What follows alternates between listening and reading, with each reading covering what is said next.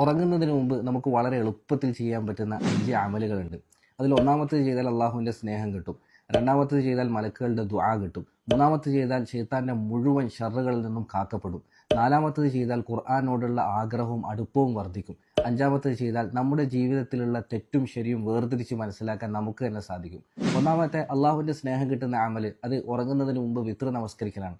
നബി സല്ലല്ലാഹു അലൈഹി വസല്ലം അരുളി ഔതിറു യാ അഹ്ലൽ ഖുർആൻ, ഖുർആന്റെ അഹ്ലുകാരെ നിങ്ങൾ വിത്ർ നമസ്കരിക്കുക.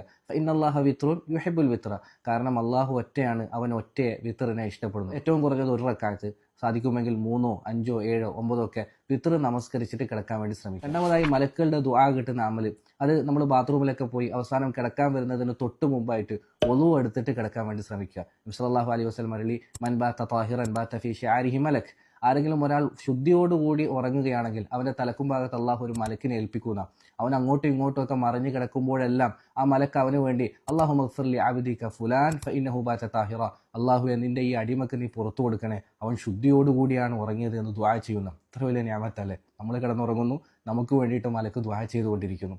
മൂന്നാമത്തെ ശൈത്താന്റെ ഷർറിൽ നിന്നും കാക്കപ്പെടുന്ന അമല് ഉറങ്ങുന്നതിന് തൊട്ട് മുമ്പ് ആയത്തുൽ കുർസി ഓതി ഉറങ്ങുക എന്നുള്ളതാണ്. നബി സല്ലല്ലാഹു അലൈഹി വസല്ലം പറഞ്ഞു, ആരെങ്കിലും ആയത്തുൽ കുർസി ഓതിയാൽ ശൈത്താന്റെ മുഴുവൻ ഷർറുകളിൽ നിന്നും കുതന്ത്രങ്ങളിൽ നിന്നും അവനെ കാക്കപ്പെടുന്നു. നാലാമത്തെ ഖുർആനോടുള്ള അടുപ്പവും ആഗ്രഹവും വർദ്ധിപ്പിക്കുന്ന അമല്, നമ്മളൊക്കെ സോഷ്യൽ മീഡിയ 1-2 മണിക്കൂർ ഒരു മടുപ്പും മടിയും ഇല്ലാതെ ഉപയോഗിക്കുന്നവരാണ്. ഉറങ്ങുന്നതിന് മുമ്പും കുറേ നേരം ഉപയോഗിച്ചിട്ടാണ് നമ്മൾ കിടക്കാറ്. എന്നാൽ ഖുർആൻ ഓതുന്ന സമയത്ത് നമുക്ക് മടിയും അലസതയൊക്കെ തോന്നാറുണ്ട്.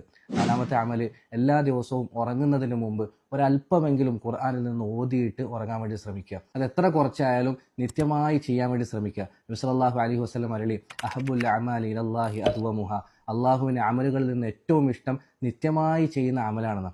അപ്പോൾ കുറച്ചാണെങ്കിലും അരപ്പേജ് ആണെങ്കിലും എല്ലാ ദിവസവും കൃത്യമായി ഓതിയിട്ട് ഉറങ്ങാൻ വേണ്ടി ശ്രമിക്കുക. അത് ഖുർആനോടുള്ള നമ്മുടെ ആഗ്രഹവും അടുപ്പവും ഒക്കെ വർദ്ധിപ്പിക്കും. അഞ്ചാമത്, നമ്മുടെ തെറ്റും ശരിയുമൊക്കെ വേർതിരിച്ച് മനസ്സിലാക്കാൻ വേണ്ടി നമ്മളെ സഹായിക്കുന്ന അമല്, അത് രാത്രി ഉറങ്ങുന്നതിന് മുമ്പ് മുഹാസബത്തുൻ നഫ്സ്, നമ്മുടെ നഫ്സിനെ സ്വന്തമായി വിചാരണ ചെയ്യുക എന്നതാണ്.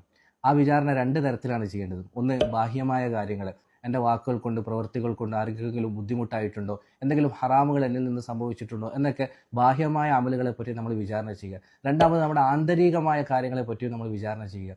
ആരോടെങ്കിലും എനിക്ക് അസൂയ തോന്നിയിട്ടുണ്ടോ, വെറുപ്പ് തോന്നിയിട്ടുണ്ടോ, കിബറ് തോന്നിയിട്ടുണ്ടോ, മോശം ചിന്തകൾ എൻ്റെ മനസ്സിൽ വന്നിട്ടുണ്ടോ, ഇങ്ങനെ മുഹാസബ ചെയ്തിട്ട് കിടക്കുക. അങ്ങനെയാണെങ്കിൽ നമ്മുടെ തെറ്റും ശരിയും നമുക്ക് തന്നെ വേർതിരിച്ച് മനസ്സിലാക്കാൻ സാധിക്കുകയും നമ്മുടെ ഓരോ ദിവസവും കഴിഞ്ഞ ദിവസത്തേക്കാൾ കൂടുതൽ മെച്ചപ്പെട്ടതാക്കാൻ വേണ്ടി നമ്മളെ അത് സഹായിക്കുകയും ചെയ്യും. ഇങ്ങനെ വളരെ എളുപ്പത്തിൽ ചെയ്യാൻ പറ്റുന്ന ഈ 5 അമൽ പരമാവധി പതിവാക്കാൻ വേണ്ടി ശ്രമിക്കുക. അള്ളാഹു തൗഫീഖ് നൽകട്ടെ. ഉറങ്ങുന്നതിന് മുമ്പ്